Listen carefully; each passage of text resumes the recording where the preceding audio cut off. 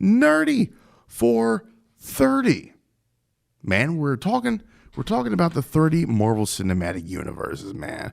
And 30 paprikans have joined forces, one might say assembled, to make a list of what they think is the rankings of MCU movies from worst to best, and we're unveiling them one a day. For the first 30 days of 2023, man, we're getting your January started off nice. So what's today's Nerdy for 30, man? On today's Nerdy for 30, we are talking number 13, Shang-Chi and the Legend of the Ten Rings. Let's check out this tagline here. You can't outrun your destiny. I'm giving that a B minus, man. It's not the worst tagline. I kind of fucks with it. Shang-Chi must confront the past he thought he left behind when he is drawn into the web of the mysterious Ten Rings organization. Shang-Chi, or as I call it, the Iron Man 3 apology tour. And what an apology tour it is, man. I love Shang-Chi and the Legend of the Ten Rings. I think Simu Liu does a fairly good job as Shang-Chi, man. He's fun to watch on screen. I was a little bit concerned with how Awkwafina was going to come across, but she compliments. The one thing that's great about this is there's no romance story that they have to try to shoehorn in there. There's no love story that's taken away from the actual plot. It's just two platonic friends getting the job done. And the one thing I hope they don't do with any subsequent Shang-Chi movies is try to develop that friendship into a relationship, because I don't think that's where it needs to be. I think these are just great friends who managed to do what it do, man.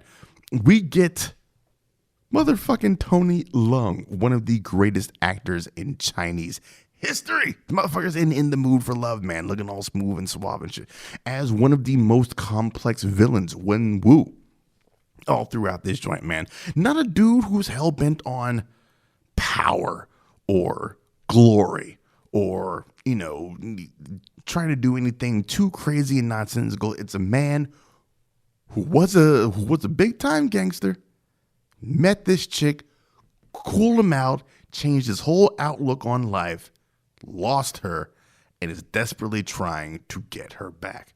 And it's just a man who's not himself. Now, he still needs to be held accountable for all of his horrible actions, but it's a different kind of motivation than what you get out of some of these other comic book villains, which is just a thirst and a lust for power so they can manipulate or rule as they see fit, like Loki. Nah, this is just a dude who fucking wants his wife back, man. And that makes for a whole different type of villain. And I think they did wonders playing that up here. You got Mangzhe Shang in there as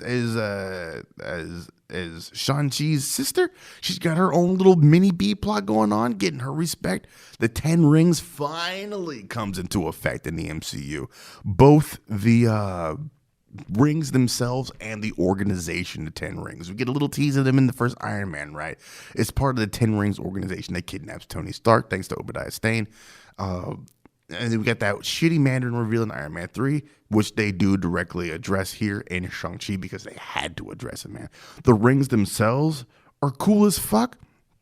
Ben Kingsley comes back from his role as Trevor Slattery in Iron Man 3. It's good to see him back on screen. Michelle Yeoh, because you can't have a martial arts movie without Michelle Yeoh in there, right? She's dope to see in there. It is just a fun, yet another corner of the MCU, right? Like, we've done the spy joints, we've done the heist joints, we've done the period piece joints, we've done the space operas. Now we get to see a martial arts movie, a martial arts fantasy movie, almost like Legend of the Liquid Swords or something like that.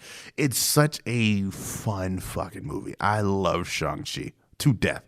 And that's it for Nerdy for 30, man. We'll be back in 24 hours. Keep on talking movies right here on Paprika.